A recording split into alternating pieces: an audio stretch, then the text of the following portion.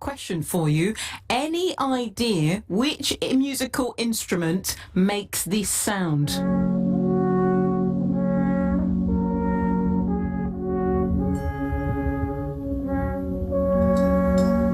I'm wondering if that tinker of a little bell in the background gave it away. So normally found on the Swiss mountains, that's the sound of the alpine horn. And I do play you that for a reason, because actually there were lots of enthusiasts who gathered in Thatcham yesterday, which is thought to be the biggest gathering of people who are really into this sound and this instrument. Well, Francis Jones is here with us. And Francis, I've got to ask you, why Thatcham? Why did you gather here?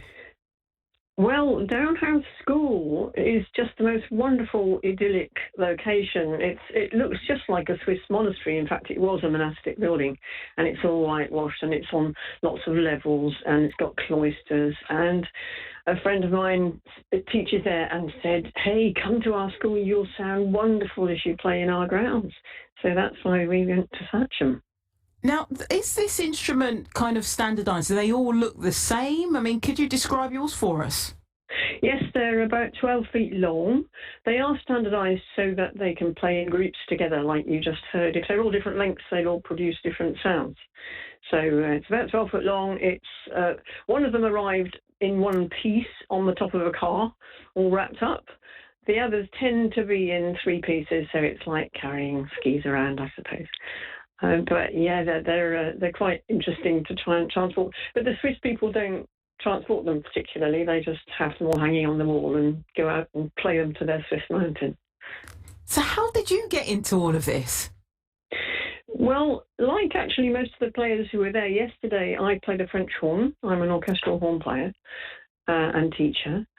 And my husband was working in Switzerland and brought me back a CD of Alphorn music just on a whim, and it just blew me away. The sound was just utterly magical, and I wanted one, and he said it'd be silly, and I said, "I want one, please."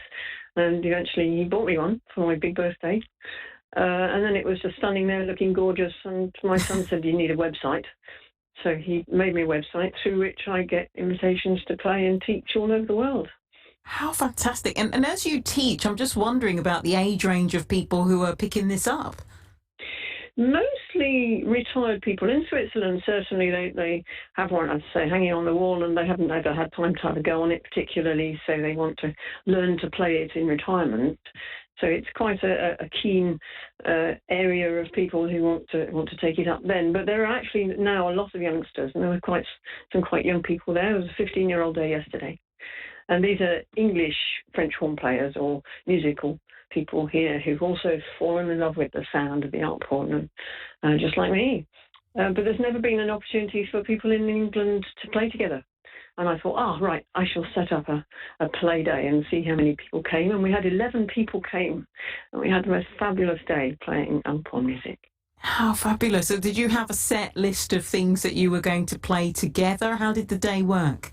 Yes, well, I asked them all how good they were, and then I could compile from that a playlist. So I sent them all round some music that I thought they could choose a good part that was either a really nasty part or a really easy part, and they could choose whichever part they liked. So we had a list of about 10 pieces to choose from to play through in the day, and it was magical, absolutely great. I mean, you had a fantastic time, but I'm wondering about those who were around you, who perhaps were hearing this sound or perhaps being introduced to the instrument for the first time. What reaction have you had? Amazing, absolutely amazing. Please, can I do it again? When can I do it again? So yes, I was on a real high all day, but the players all said it was wonderful and wonderful opportunity to have a go at playing that sort of music together. And we opened it up for guests in the afternoon, so we had quite a lot of people listening, and they just thought it was great. And yes, I handed around some cowbells, as you heard in the clip. For the last item, I handed around some big cowbells for people to atmospherically clunk occasionally during the piece. I like the word clunk, and it sounded lovely. It really did. Maybe there's somebody who's listening who wants to learn a bit more or actually plays and would love to get connected with your group. Where do they need to head to? Well, the Facebook group is called UK Alphorn Network. in a nice positive way. Otherwise, my website is www.amazingalphorn.com. So you find lots of information there. And I live in Reading, so if anybody wants to come and have an Alphorn lesson, just get in touch.